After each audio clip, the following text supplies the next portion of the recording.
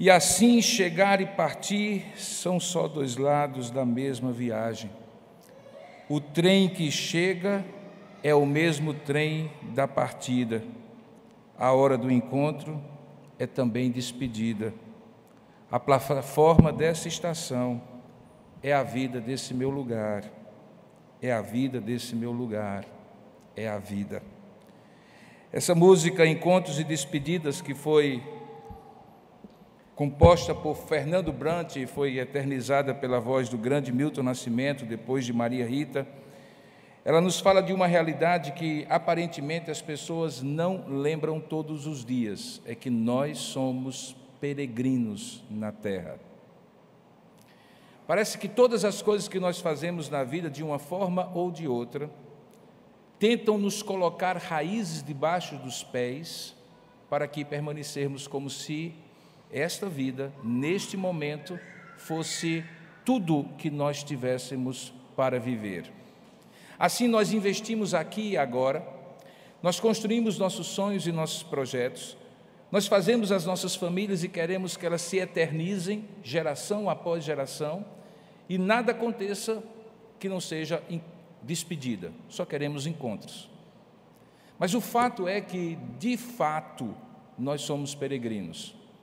Seja porque um dia a nossa vida certamente será ceifada pela nossa grande inimiga, que é a morte, que já foi vencida pelo Cordeiro, mas que será definitivamente e absolutamente vencida quando Ele mesmo nos voltar e nós formos ressuscitados com Ele, assim como a ressurreição do Cristo venceu a morte naquele terceiro dia depois da cruz do Calvário. Seja, talvez, porque alguns de nós estaremos vivos, e esta vida cheia de corrupção, de coisas que se desfazem, líquidas nas nossas mãos, se revistam de incorruptibilidade, e de fato, mesmo vivos, sejamos transformados não apenas em seres vivos, mas em seres absolutamente vivificados e para sempre na presença do nosso Deus.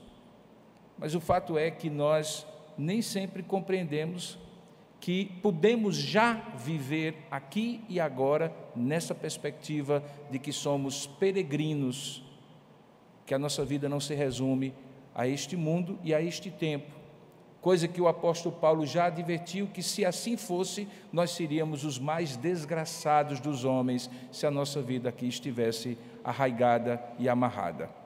Para refletir como homens de Deus no passado foram capazes de viver na realidade de suas próprias existências, essa realidade eterna, é que eu gostaria de convidá-los a abrir a palavra de Deus no livro de Hebreus, no capítulo 11, a partir do verso 13, que vai também até o versículo 16.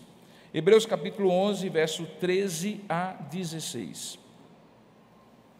Você que está participando conosco à distância, seja pelos canais oficiais da igreja, no YouTube e no Facebook, e também pelo nosso canal parceiro no Instagram, CS Lius BR, por favor, abra também aí na sua Bíblia, Hebreus capítulo 11, verso 13 a 16, da palavra do Senhor. Hebreus 11, 13 a 16. A palavra de Deus diz assim: todos estes morreram na fé, sem ter obtido as promessas, vendo-as, porém, de longe, e saudando-as e confessando que eram estrangeiros e peregrinos sobre a terra. Porque os que falam deste modo manifestam estar procurando uma pátria. E se na verdade se lembrassem daquela de onde saíram, teriam oportunidade de voltar, mas agora aspiram uma pátria superior, isto é, celestial. Por isso, Deus não se envergonha de ser chamado o seu Deus, não se envergonha deles, de ser chamado o seu Deus, porquanto lhes preparou uma cidade. Que Deus abençoe a sua palavra lida. Amém. Vamos orar? Ó Deus amado e querido Pai, nós oramos e pedimos que a Tua grande misericórdia, mais uma vez, se revele sobre nós nesta manhã, nos abençoando com o entendimento da Tua palavra. Alarga, Senhor, a nossa mente, a nossa percepção espiritual, dá-nos compreensão iluminada da Tua palavra, na medida em que o Teu Espírito que a inspirou está presente em nós e no nosso meio para iluminar a nossa mente e nos fazer compreender a mensagem que o Senhor tem para nós, de que peregrinos somos.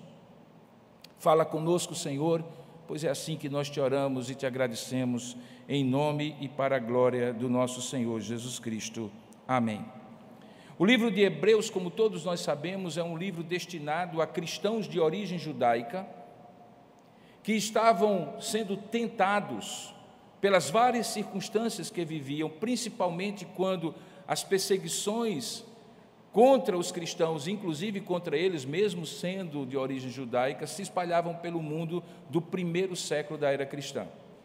Na medida em que eles sofriam e na medida em que eles passavam provações, muitos deles ficavam a se perguntar se tinham feito uma boa troca, deixando a pompa e circunstância de todos aqueles rituais simbólicos, a estabilidade de uma religião milenar como era o judaísmo, para crer que em Cristo aquela esperança dos profetas havia se cumprido, e na simplicidade como era o culto daquela época, muito simples nas casas, já que não havia sequer templos, eles tinham realmente feito a opção correta. Se Cristo realmente era o Messias, se Cristo realmente era superior a Moisés, se a nova aliança realmente era o cumprimento da antiga aliança, e se, portanto, valia a pena ser cristão.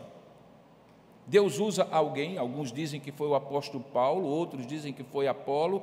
A verdade é que o livro de Hebreus é o único livro do Novo Testamento que a gente não tem absoluta certeza de quem é o autor.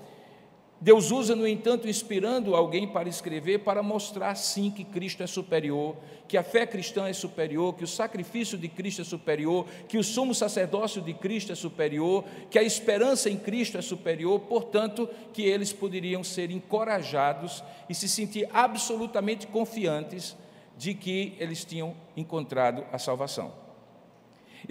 Essa temática de Cristo superior, ela vai sendo espalhada ao longo do texto de Hebreus, e quando chega no capítulo 11, o escritor inspirado por Deus faz uma digressão histórica, ou melhor, uma regressão histórica, relembrando que desde o começo, foi pela fé e não pelo que se via, que os grandes homens e as grandes mulheres do passado criam nesta mesma verdade que agora estava ensinada a eles. Ele então começa no capítulo 11 com uma tese, com uma verdade. Ele diz assim: a fé é a certeza das coisas que se esperam, veja aí Hebreus 11:1, e a convicção de fatos que não se veem. E a partir desta verdade, ele estabelece que, pela fé, os antigos, porque ele estava fazendo uma lembrança histórica, obtiveram bom testemunho. A começar do fato de que, pela fé, eles entenderam, e nós também entendemos, que foi o universo formado pela palavra de Deus, de maneira que o visível veio a existir das coisas que não aparecem. A partir dessas três verdades, que estão no capítulo 11, 1, 2 e 3, ele então vai trazer uma série de exemplos, que começam com Abraão, o pai da fé, para demonstrar que aqueles homens criam nessa verdade e nesta promessa, mesmo que não tivessem visto. Então ele menciona no versículo 4 Abel, depois ele menciona Enoque, no versículo 5, no versículo 6 ele novamente traz a tese que ele estava expondo, que sem fé é impossível agradar a Deus, porquanto é necessário que aquele que se aproxima de Deus creia que Ele existe e que se torna galardoador daqueles que o buscam. No versículo 7 ele retoma para os exemplos e usa o caso de Noé, e quando chega no capítulo 8, ele traz os grandes três patriarcas, Abraão, Isaque e Jacó. Quando chega então no versículo 13, que é o texto que nós lemos, ele faz uma espécie de resumo do que havia dito até agora, afirmando o seguinte: todos estes morreram na fé. E essa expressão é uma expressão assim enigmática. O que é morrer na fé? Significava que eles morreram crendo Sim, sem dúvida, eles morreram crendo. Mas veja, se a fé é a certeza de coisas que existem, fé é a certeza de coisas que se esperam, e a convicção de coisas que ainda que existam não se veem, por que eles já não usufruíram os efeitos da fé, já que eles criam? Por que eles não viram as promessas que Deus havia lhes dado, já em vida? Alguém poderia perguntar, que fé é esta, que faz com que esses homens tão crentes, essas mulheres tão dedicadas, cheguem ao final da sua vida, sem ver ao lado delas, nas mãos delas, na realidade visível e presente da vida delas, a concretude, a concretização, o cumprimento da promessa? Que fé é essa? Como eles se mantiveram crendo, quando na verdade nada visivelmente, aparentemente, diria a todos os outros ao seu redor que eles tiveram uma boa fé, que eles não foram enganados por uma crendice, mas que eles confiaram no Senhor, e por isso Deus foi fiel para com eles. É justamente isso que os versículos 13 a 16 explicam. E ao explicarem, eles trazem um conceito, uma realidade, um fato, que é absolutamente fundamental, ou que foi absolutamente fundamental para eles e que é absolutamente fundamental para nós, que é a maneira como nós entendemos a nossa existência aqui na Terra. E que nos remete então a essa questão de temporalidade e eternidade, permanência e uma vida passageira, raízes e asas, coisas que aparentemente são incompatíveis, como voar se você tem os pés fincados na terra, como permanecer se tudo é temporal, como acreditar na eternidade se a existência é a única coisa que nós vemos com os nossos olhos. O conceito acerca do qual o escritor aos Hebreus está falando e que eu gostaria de trazer aos irmãos é a consciência de que nós somos peregrinos. E o que é um peregrino? Um caminhante. O que é um peregrino? Bom, aqueles homens conheciam bem o que é ser um peregrino, porque eles eram nômades. E todos nós entendemos que o nomadismo, numa época da civilização humana, ainda hoje existem nômades, povos e culturas nômades, mas houve uma época em que a agricultura não era tão desenvolvida a ponto de fixar as pessoas, e então elas iam de lugar a lugar em busca de boas pastagens para os seus animais, e quando aquelas boas pastagens e aquela água disponível se esgotava, eles simplesmente desarmavam as tendas, voltavam a caminhar na direção de onde houvesse boa pastagem e água, levavam os seus rebanhos e armavam as tendas pelo tempo que aquela terra ali ao redor pudesse sustentar. Talvez o exemplo mais claro disso é justamente aquele que está em Gênesis, que trata da questão entre Abraão e Ló, o seu sobrinho. Se você se recorda, tudo aquilo começou como um grande problema por conta do fato de que os rebanhos se multiplicaram, tanto do tio como do sobrinho, e a terra já não podia sustentá-los. Significava que a pastagem já era rala e a água possivelmente não era suficiente. Então começou a haver uma contenda entre os pastores de gado de Abraão e os pastores de gado de Ló. E chegou isso ao conhecimento do grande patriarca, e então ele tomou aquela decisão que a história mostra que levou Ló às cercanias de Sodoma e Gomorra e à corrupção, enquanto que Abraão, que ficou por escolher por último, honrando a confiança de que Deus tinha uma terra prometida para ele, foi levado às campinas verdejantes do Jordão, onde prosperou e ali conquistou a terra prometida que Deus lhe havia feito desde Ur dos Caldeus. Veja, quando a terra esgotou-se, a água não foi suficiente, eles tiveram que desarmar as tendas, armar as tendas em outros lugares que pudessem sustentar.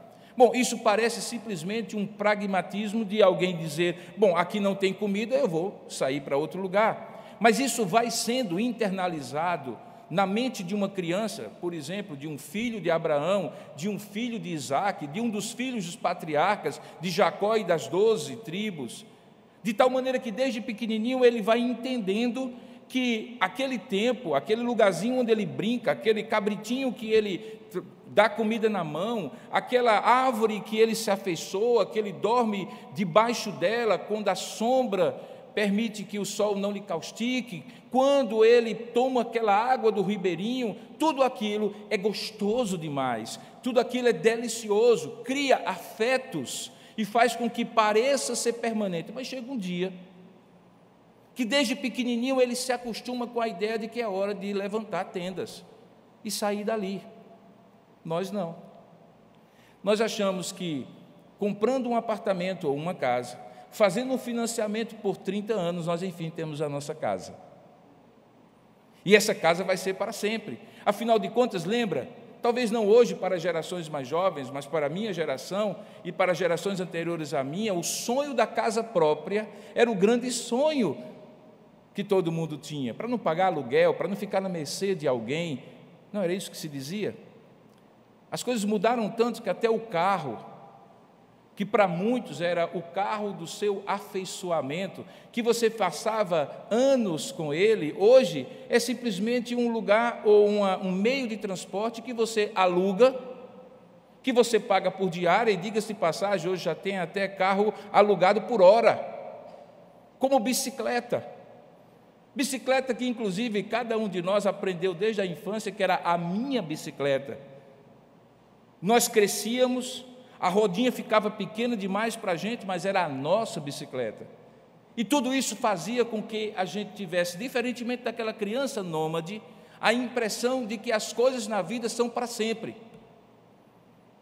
que elas permanecem, que os lugares, as referências geográficas, as pessoas, até mesmo a igreja é para sempre. Igreja compreendida como a comunidade onde nascemos, somos batizados, crescemos, encontramos o amor da nossa vida, nos casamos e de repente temos filhos e eles crescem na igreja. Cada vez mais, no entanto, a vida demonstra que nada disso é permanente. E só o senso de peregrinação é que pode nos proteger de enlouquecer diante dessa impermanência da vida, dessa transitoriedade da vida. E é isso que esse texto entende. E para que eu entenda como esse texto entenda, e emocionalmente, espiritualmente, eu amadureça com a transitoriedade da vida, com a fragilidade da vida, com a impermanência da vida, é preciso compreender como é que eles agiram. E aí eu convido você a voltar os seus olhos para o texto, para você entender por que que eles conseguiram morrer na fé e não no desespero. Veja, o texto diz que todos estes morreram na fé, mesmo sem ter, veja aí o verso 13, obtido as promessas. A palavra obtido aqui é a tradução de um verbo grego que significa usufruído plenamente. E aqui o primeiro conceito que nós precisamos compreender. Existe uma diferença entre você usufruir de algo e você ter algo plenamente como sua propriedade absoluta. Na linguagem jurídica existe, por exemplo, uma diferença entre posse e propriedade. Nem sempre quem tem posse tem propriedade. Mas quem tem posse já pode usufruir daquilo que tem posse. Eventualmente precisa formalizar esse processo para que essa posse se torne propriedade. Na vida nós temos posse de muitas coisas, mas não temos propriedade de nada. Você não tem propriedade nem da sua própria vida, meu querido. Eu não sei se isso é desesperador para você num domingo tão ensolarado como esse. Você não tem propriedade das pessoas que você ama. Você não tem propriedade dos bens que você constrói. Você não tem propriedade da sua saúde, e esses dias tem mostrado isso claramente. Você não tem propriedade do seu emprego, do seu dinheiro, do seu salário. Você não tem propriedade de nada.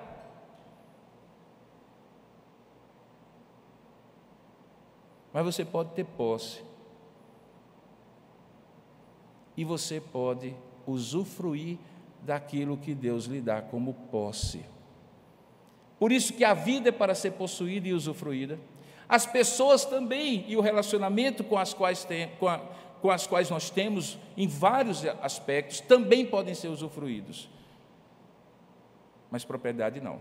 É bom você se acostumar. Tudo que não é eterno é eternamente inútil e não lhe pertence. Já dizia C.S. Lewis. Perceba algo mais além. Diz que além deles morreram na fé, sem ter obtido as promessas, no entanto, eles tinham uma esperança, porque o texto diz que eles viam essas promessas, porém de longe. E eles, na verdade, faziam 3 movimentos que estão ligados à fé e à esperança. Veja, eles viam de longe, eles saudavam aquilo que eles estavam esperando. Sim, é saudando mesmo. É tipo assim: ei, vem cá. Ei, vem cá, promessa. Ei, vem cá, vem cá, vem cá, promessa. Era exatamente isso. Então, não somente eles viam, não somente eles saudavam, mas eles confessavam. Aqui é a ideia de confissão de fé, declarar o que você confia, como a gente faz no batismo. Você crê na Bíblia como única regra? Sim, eu creio. Você crê em Deus Pai, Filho e Espírito Santo? Sim, eu creio. O conféssio, a confissão de fé. Eles viam de longe, eles saudavam e eles confessavam de que aquilo que um dia, ou durante toda a existência, era apenas posse, um dia ia ser propriedade. E eu espero que você alivie o seu coração do impacto do ponto anterior. Se o ponto anterior diz você não é dono de nada, esse ponto diz, mas vai ser. Vai ser.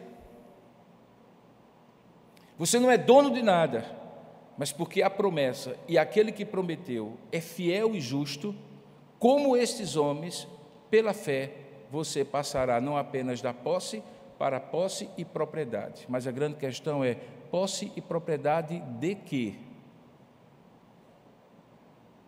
Preste bem atenção. Se a sua esperança é que a posse que se torna propriedade seja das coisas deste mundo, do dinheiro que você tem, das coisas que você conquista, então deixe-me lhe dizer, não será disso. Sabe por quê? O texto explica. Porque você é peregrino e estrangeiro. E peregrino e estrangeiro não carrega pedaço de terra nas costas, casa nas costas, carro nas costas. Você não consegue carregar todas as pessoas que você ama nas costas. Você não consegue colocar todas as pessoas que você ama dentro das malas e levar de um lado para o outro. Você vai ter que fazer escolhas. E para você fazer escolhas, para que essa posse se torne propriedade, você tem que lembrar o que é que um estrangeiro e um peregrino levaria. Existem inúmeros vídeos, tutoriais hoje na internet, mostrando, na medida em que as companhias aéreas, as companhias de transporte começam a cobrar e cobrar caro por malas excedentes, como você conseguir fazer uma mala compacta para um período de tempo em que você consegue tudo. Os homens já têm essa coisa no DNA. As mulheres, quando pensam nos pares de sapato para combinar com os cintos, com as bolsas, sempre tem mais dificuldade. E a gente coloca um sapato, uma calça jeans e as camisas. De certa maneira, nós somos mais peregrinos do que as mulheres. Mas isso está mudando. Eu me lembro, há 32 anos, quando eu casei com Dona Séfora, quando nós saímos para viajar, como é que era a história? Íamos eu, ela, minha maleta pequena e a entourage de malas.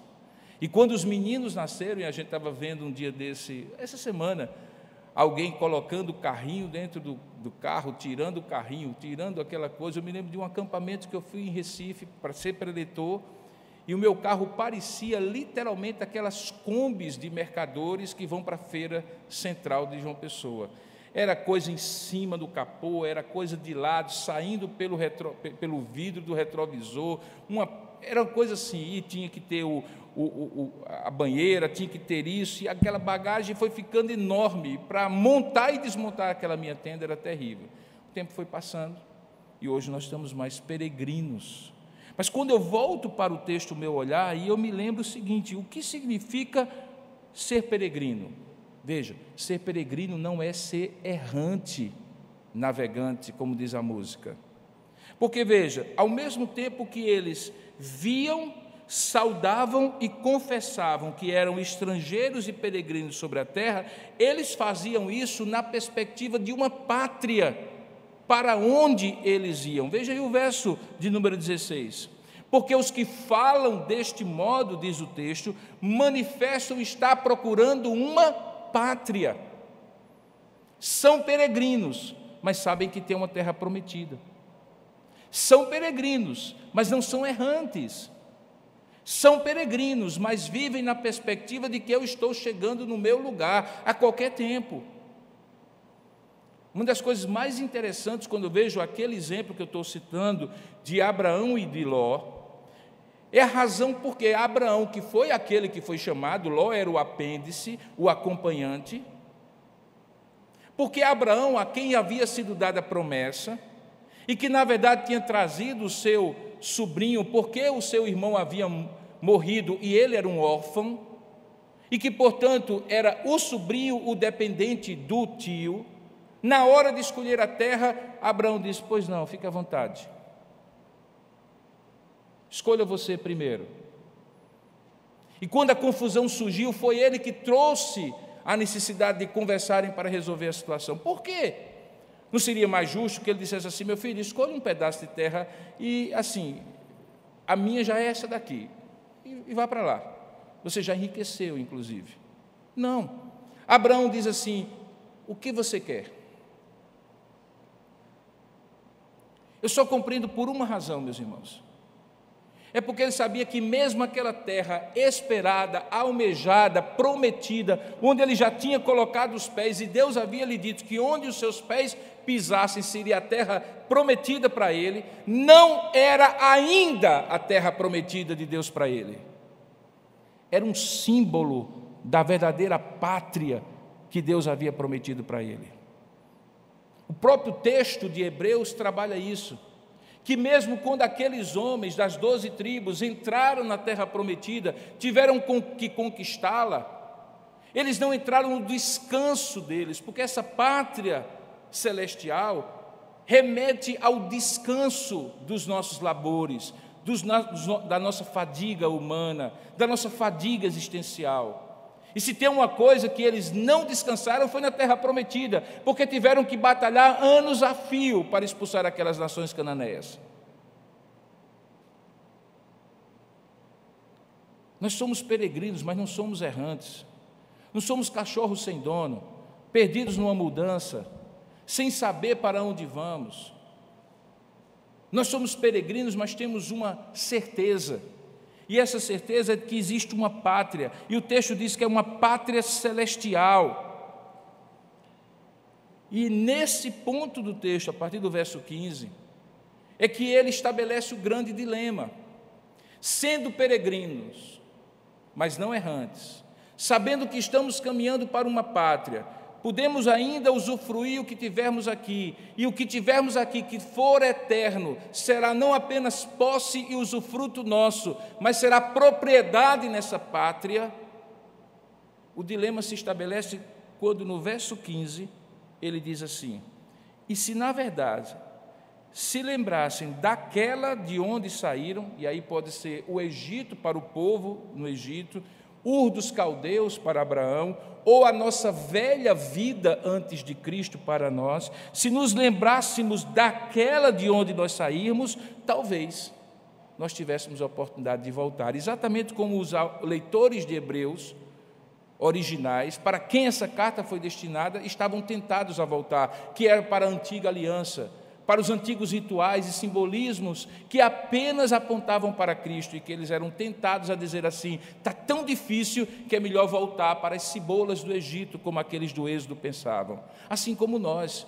E aí nós fincamos os pés, amarramos as nossas pernas às nossas raízes, construímos os nossos castelos, os nossos feudos, os nossos sonhos, encontramos o nosso cantinho e dizemos: daqui eu não saio nunca mais. Pensamos o nosso carro como nossa posse, nossa propriedade, e não como um meio de locomoção e abençoar vidas. Pegamos o nosso dinheiro e investimos naquilo que possa nos dar lucro, mas que tipo de lucro?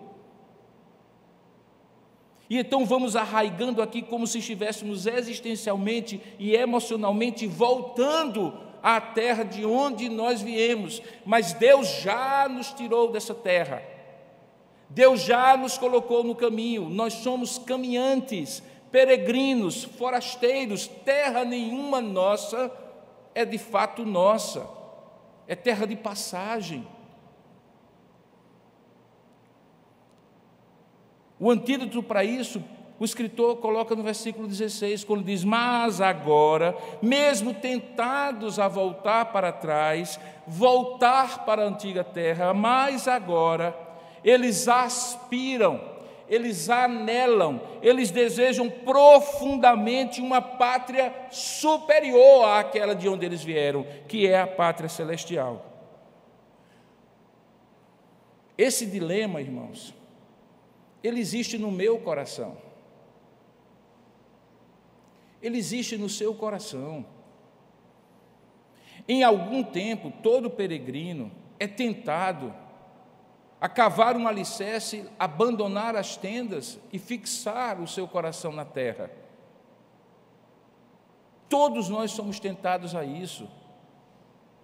É de uma reflexão contínua, de um desafio que fazemos, daquilo que as pessoas na brincadeira colocaram como desapega, mas não é um desapega abandona, não é um desapega seja negligente, seja omisso para com seus deveres sociais, com a sua família, não é um desapega para a imprevidência, de não pensar no dia de amanhã, em algum tipo de subsistência e não fazer uma previdência, não é nada disso, é desapegar como razão principal de afeto, de existência, para onde e em que eu coloco o melhor do meu tempo, o melhor do meu talento, o melhor do meu tesouro. Não é nesta terra, não é nesta terra, porque nesta terra nós somos peregrinos, nós somos errantes, porque sabemos que todo esse nosso tempo, talento e tesouro, se devidamente investidos na expectativa, na promessa, na esperança dessa pátria celestial, enquanto estamos caminhando, nos levará a ela, não apenas para usufruirmos e possuirmos, mas também para termos absoluta propriedade sobre ela. E aí, no versículo último do trecho que eu escolhi, quando ainda no versículo 16 as últimas frases são escritas, a gente ouve a bênção divina, a aprovação divina para aqueles que assim agem. Porque diz o texto, por isso se referindo a tudo isso que ele estava falando, por isso Deus não se envergonha deles. Veja que frase. Deus não se envergonha deles. Deus não se envergonhou de Abraão, Deus não se envergonhou de Isaac, Deus não se envergonhou de Jacó, Deus não se envergonhou desses homens, não porque eles eram perfeitos, mas porque eles tinham uma aspiração por essa pátria celestial, eles eram peregrinos, e a história que eu tenho que se chama Bíblia, é a história da peregrinação da redenção, desde o começo no jardim, até o último jardim, que será o jardim restaurado, e nessa terra de peregrinações, homens e mulheres, Deus não se envergonhou deles, e eu não quero estar fora dessa lista, você entende? Eu não quero, eu quero que ao final da minha vida Deus diga assim, eu não me envergonhei de você, Robinson, porque você não se abestalhou com essa vida que você estava nela caminhando, você foi previdente com a sua esposa, sim, com os seus filhos, sim, mas você não se abestalhou, você não colocou o melhor do seu tempo, do seu talento, do seu tesouro nesta vida, porque esta vida não é a vida que eu tinha para você, agora entra na vida que o Senhor, teu Deus, te preparou desde a fundação do mundo. Deus não se envergonha daqueles que são peregrinos. Deus se envergonha daqueles que são errantes, porque não sabem nem têm esperança de uma pátria celestial. Deus se envergonha daqueles que amarram suas terras, seus pés na terra, suas aspirações mais profundas na terra, seus sonhos e desejos, suas grandes ambições na terra, como se a terra pudesse lhe dar tudo. E aqui eis uma verdade para você lidar com ela. Sabe por que você nem sempre tem o lucro que você poderia ter desses investimentos. Você sabe porque nem sempre você tem um agradecimento das pessoas em quem você investe o melhor do seu afeto. Sabe por que nem sempre os seus planos se concretizam 100% e você definitivamente, por um período enorme de tempo, diz assim: estou satisfeito, tudo que eu almejei eu alcancei. Sabe por quê? Para você se lembrar que aqui não é ainda a sua pátria. Graças a Deus pelas frustrações dos negócios mal feitos, dos relacionamentos quebrados, dos planos não cumpridos, que nos decepcionem, que nos humilhem, que nos quebrem, que nos façam refletir se valeu a pena ou não, porque de fato não valem. Não valem porque não são a pátria celestial para a qual eu estou caminhando e você também. Alguns deles são símbolos, avant-premières, primícias. Alguns deles são carinhos de Deus para você. Um relacionamento conjugal cheio da graça de Deus é um carinho de Deus para você. Filhos que andem no Senhor, que caminhem com Deus e que lhe dão motivo de alegria, são um carinho de Deus para você. Uma varanda gostosa com uma rede estendida é um carinho de Deus para você. Uma boa refeição, em que você pode pagar por ela, comer, seja na simplicidade que for, ou na sofisticação que for, é um carinho de Deus para você. Uma paisagem bonita, onde você passa alguns dias renovando a sua mente, é um carinho de Deus para você, mas não é ainda a sua pátria celestial. Deus não se envergonha deles e eu não quero que Deus se envergonhe de mim. E eu espero que você não queira que Deus se envergonhe de você. Sabe por quê? Porque quando, diz o texto, eles chamavam Deus de meu Deus, Deus sabia que o que eles diziam por trás desse meu Deus é: este meu Deus preparou uma cidade para mim.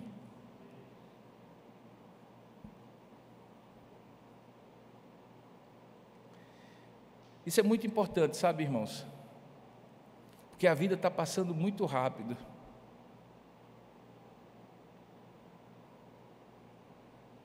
As coisas têm uma transitoriedade nos dias de hoje que não tinham tempos atrás. As pessoas vêm e deixam, outras chegam, outras vão, igualzinho a música da introdução desse sermão. E nesse torvelinho todo, a gente fica pensando assim: meu Deus, em que eu me agarro? Você se agarra em Deus, porque Ele é a única companhia nessa peregrinação que não vai lhe faltar. Ele lhe pega no ponto de partida e lhe deixa no ponto de chegada. Nessa trajetória, Ele não garante que o caminho vai ser tranquilo, mas Ele assegura um porto firme e seguro, que é a sua pátria celestial. Que isso conforte o seu coração, sustente a sua vida e lhe faça grato. Mas lembre, peregrinos somos, até aquele dia que estaremos na nossa pátria celestial. O que você pode dizer diante desta palavra que Deus falou ao seu coração? Talvez: muito obrigado, Senhor, por me relembrar essas verdades. Talvez: muito obrigado, Senhor, porque eu tenho vivido essas verdades, e mesmo quando alguns acham estranho que eu seja esta pessoa assim que vive essas verdades, eu continuo firme vivendo. Mas talvez você possa dizer: Senhor, muito obrigado, porque o Senhor corrigiu um esquecimento de algo que eu já sabia, e o Senhor me lembrou nesta manhã onde deve estar o meu coração, porque onde estiver o meu tesouro, a minha pátria, onde eu enterro o que é mais precioso, aí estará o meu coração. Talvez seja uma oração de gratidão que você possa fazer agora. Talvez seja uma oração de quebrantamento e dizendo assim: Deus, me traz de volta ao caminho, me coloca de volta ao caminho, à peregrinação. Vamos orar juntos? Seja numa direção ou noutra, que Deus conduza a sua oração. Ó Deus amado e querido Pai, muito obrigado, Senhor, porque nesta vida nós temos a Ti como condutor da nossa jornada. Muito obrigado, Senhor, porque somos peregrinos, estamos aqui agora, amanhã em outro lugar. Pessoas estão conosco agora, amanhã não estão mais. Mudamos de cenários e o Senhor continua conosco todos os dias da nossa vida, até a consumação dos séculos. Esta é a Tua promessa que Tu tens cumprido. Nós Te agradecemos porque nessa caminhada, Pai, sem ter, nós temos. Sem controlar, nós somos controlados por Ti, seguros na Tua mão. Sem prever, no entanto, nós somos protegidos pelo Teu olhar e a Tua providência. Sem garantir o pão nosso de cada dia, no entanto, ouvimos a Tua voz dizendo: eu sou o pão da vida, quem crê em mim jamais terá fome. Pai, nós louvamos o Teu nome porque por causa de tudo isso, o Senhor não se envergonha daqueles que caminham contigo, daqueles que são peregrinos, num mundo em que bilhões, seja de dinheiro ou milhões de seguidores, dizem se o valor da pessoa é alto ou baixo. Nós só precisamos de Ti. Pai, nós louvamos o Teu nome por nos lembrar essas verdades nesta manhã. E agradecemos a Ti, ó Pai, porque temos a certeza de que quando nos esquecermos, como algumas vezes nos esquecemos, o Senhor nos fará lembrar. Pelo Teu Espírito que nos guia, o Senhor tocará em nós e dirá assim: peregrino você é. Ajuda-nos, ó Pai, a lembrar disso sempre e a viver à luz da peregrinação que o Senhor nos deu, em nome e para a glória do nosso Senhor Jesus Cristo. Amém.